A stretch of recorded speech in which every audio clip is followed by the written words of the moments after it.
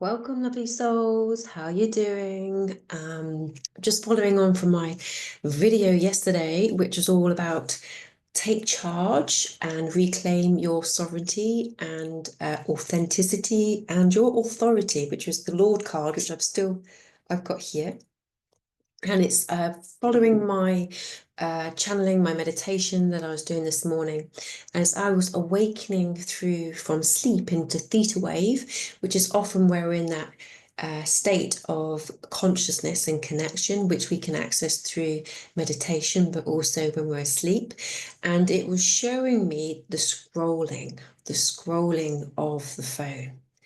And as I was doing that, it was saying, I reclaim back my thoughts, I reclaim back my power.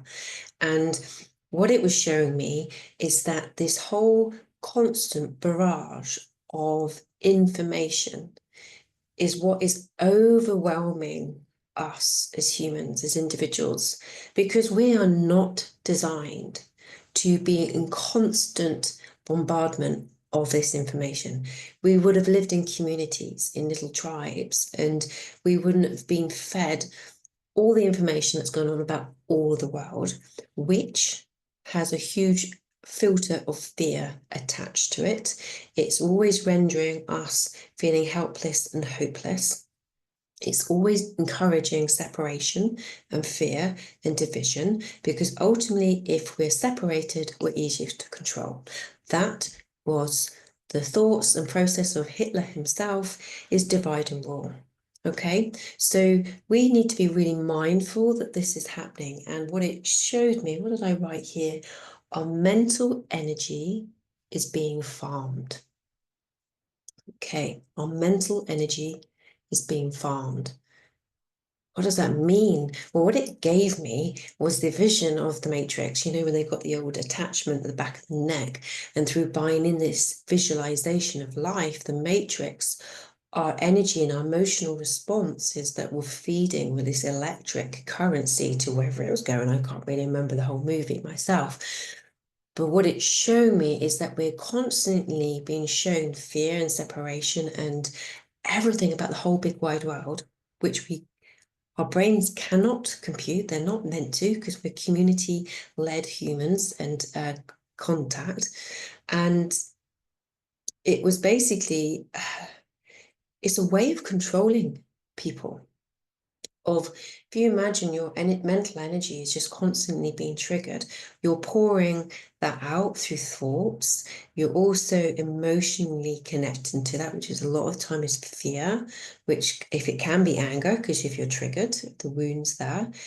And that is really coming into our subconscious. I mean, this is what happened in COVID. They played the psycho warfare of total confusion and fear. And then you get that into the brain, you're being controlled. That is what happens. That's what happened. And our systems are still going through this, our subconscious programming. And we are basically overwhelmed. We're burnt out. We're miserable, you know, and exhausted. And what else was I saying? It's basically we need to reclaim back our mental energy. We need to be discerning of where we're giving that and where we're putting it or giving it to. And if we're scrolling because we're seeking that dopamine hit because we're miserable already, but we're getting that fix from the hit that's just creating an addiction, we're on this slippery slope. And because we're not living in a life that's filled with joy, so we're seeking it elsewhere. Whereas actually joy is in us. It's already there. We need to remember it and connect to it. But it's very hard when we feel like we've got this very fear-based, chaotic world going on around us. So how we navigate this, how we claim back our authority, how we claim back our sovereignty is really through being conscious of our thoughts. And when we have our thoughts, we can sit with them and go, okay, is this alignment to my desires? Is this alignment to love, joy, and peace? Is this an old wound that's coming up? Is this my truth? And I can tell you, if your truth isn't feeling like it's lovely and it's good, then it isn't your truth.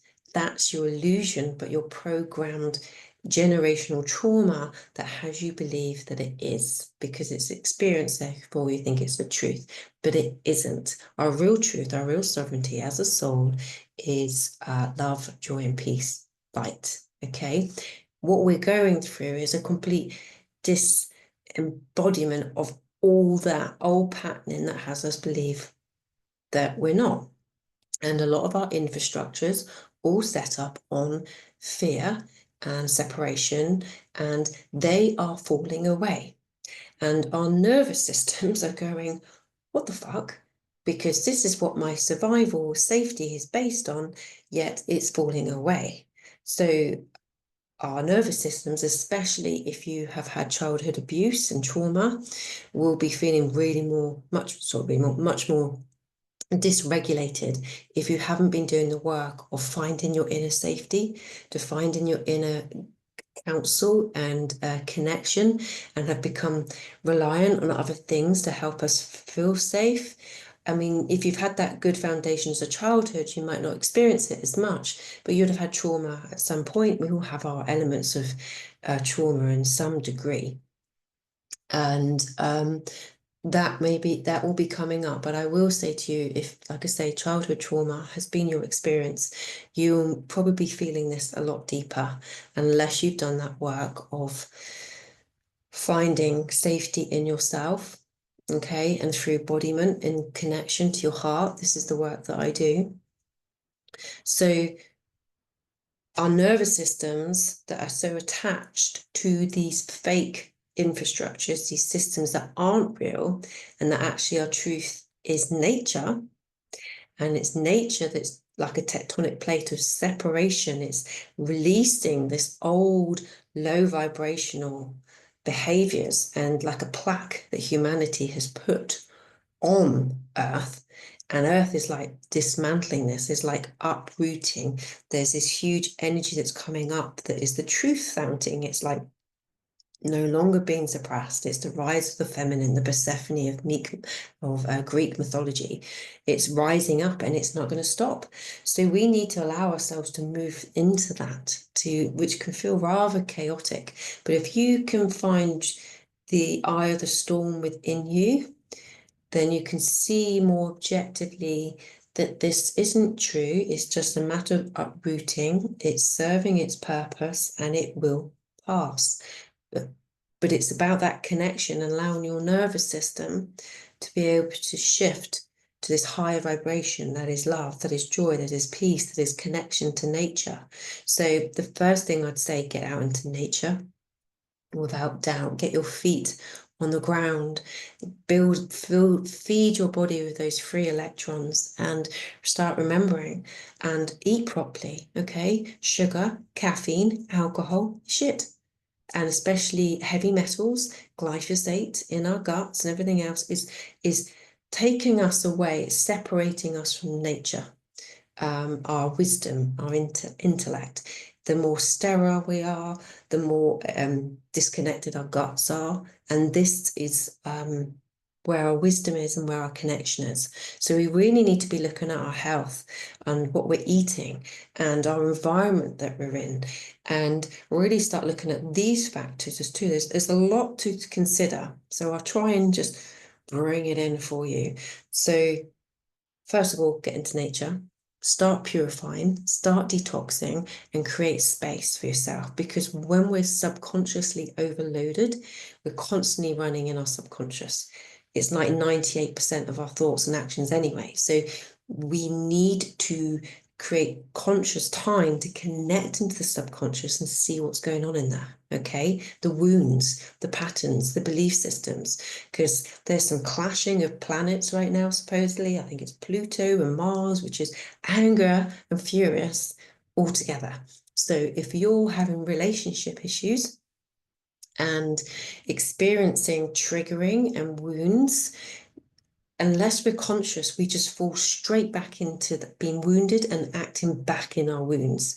And then we just continue that cycle of woundedness until we can create space and sit back and go, okay, I'm triggered here. Thanks. You could even go down the line of going, thank you for showing me this opportunity of how I can come from a highest perspective. What's the learning here?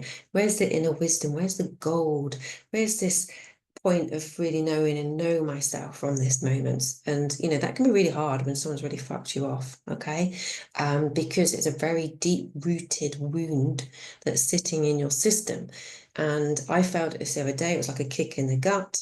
And it's sitting and go, well, what is that? Because I know this is moving through me to release me so I can feel better. I can feel more experience of joy and love and peace.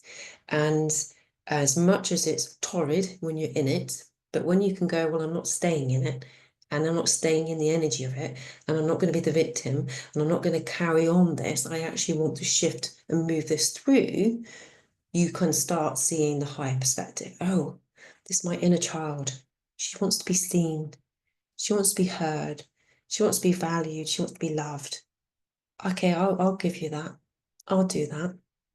And literally within the next day or so, you just feel this sense of, more joy, more curiosity, more excitement about the world and the next day or what's going to happen. It just enables something to come off you, the restriction and that's in contraction that's in your body, because when you're triggered, you do contract. So it's about giving your heart that space and go, okay, we're holding this contraction. We're in this with compassion. We're in this with love. Okay, what is it? Let's be curious. Let's understand. Let's grow. And then it can move through you, especially when you can write it down, when you give it a voice. Don't necessarily have to speak to somebody, just speak to yourself, write it down. And then you can start hearing it and giving it value and understanding your feelings have worth and that you are worthy, or whatever it is that needs to come through. If it's a shitload of anger, write it down, burn it, okay? These are really good practices of enabling you to be able to move this through. And the really interesting thing that I wanted to just read out was what came through was Atlas of the Heart. So I picked up this book, Atlas of the Heart by Brene Brown. She's absolutely amazing. And hubris, hopefully I'm pronouncing that properly, but hubris is an inflated sense of one's own innate abilities that is tied more to the need for dominance than to actual accomplishments. It is a negatively correlated with self-esteem and positively correlated with narcissism and shame proneness. In simpler terms, the higher the hubris, the lower the self-esteem. And the higher the hubris, the higher the narcissism and shame proneness. You'll probably know what I'm talking about in a minute when I'm reading this out, but this is what's being shown to process, okay? Dominance, so this could be coming through the whole attempt of control or the perception of attempt of control. So dominance, which is the type of status that is coerced through aggression or intimidation, plays a significant role in hubris. Researchers write, hubristic pride may have evolved to motivate behaviors, thoughts, and feelings orientated toward attaining dominance, whereas authentic pride may have evolved to motivate behaviors, thoughts, and feelings orientated towards attaining prestige. It's helpful to know that in the research, prestige status is earned. Prestige-based leaders are admired for their skills or knowledge as distinct from dominance status, which is obtained by force. To those of us observing hubris, it looks and feels terrible. However, to the person experiencing hubris, it feels good. They puff up and feel blustery and superior. Furthermore, the person experiencing hubris doesn't really care what we think. Research has found that hubris can increase levels of dominance and interestingly dominance. Increases levels of dominance, and interestingly dominance does not require respect or social acceptance. So when you watch someone doing something out of sheer hubris and think to yourself, don't they see how badly this is being received? remember, it doesn't need to be received well for them to feel good about it. So I would feel that we're kind of going through and certainly seeing that. And whether it's extremely obvious, so what I would say toxic masculine, you can see it, and then dominance trying to come from a more from the around the subtle, manipulative, coercive way, which I would say was probably more the feminine toxicity. It's the more the unseen. So we hear a lot about toxic masculinity, but not so much about feminine toxicity, which is manipulative, which is coercive. If you give me this, I do this for you, you must do it for me. It's all this kind of energy, but from a bigger scale, it's more dominance through a coercive perspective. So yeah, we're seeing kind of both play out, which I wrote in this What If I Told You, as these two factors are seeking dominance, basically. But from you and what you can do, and to not feel helpless and hopeless, is to change the world from your own inner world. The more you can not react to wounds with your wounds and break the pattern and create compassion and understanding and greater insights and finding your inner peace, you will be creating a ripple effect for the world to experience. So when you're looking outside the world and feeling helpless, know that you're not, and then you change it from within you first, okay? If that makes sense. So world, outer world will change when you change your inner world, and when you do it for you too. So the last one I'd like to leave you with, just a few affirmations, really. And you might want to put your hands on your heart, right over your left, because your left is the closest fascially to your heart. And take some breaths. Let yourself land. I feel like I've spoken really quickly. It's funny how I breathe, I'm still here. Oh, anyway, so you may repeat this out loud to yourself. Sometimes that's nice and stronger. I reclaim my mental energy. I embody discernment and healthy boundaries. I call back all thoughts, actions that are not aligned to love and then return them to love.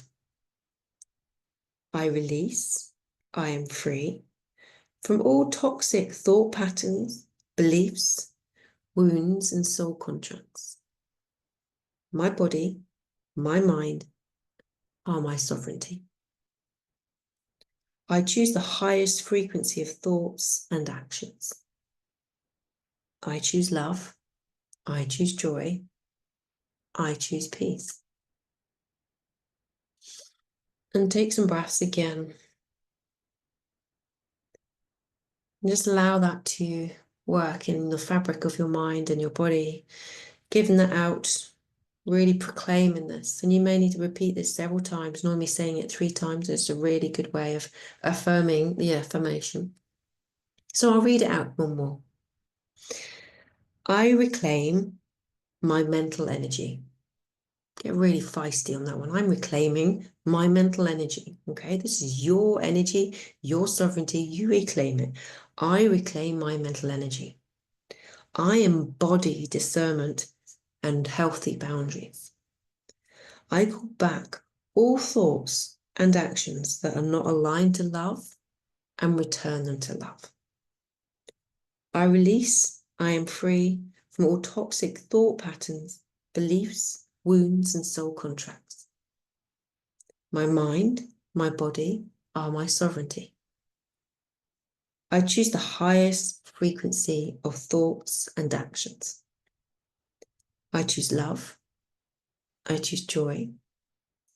I choose peace.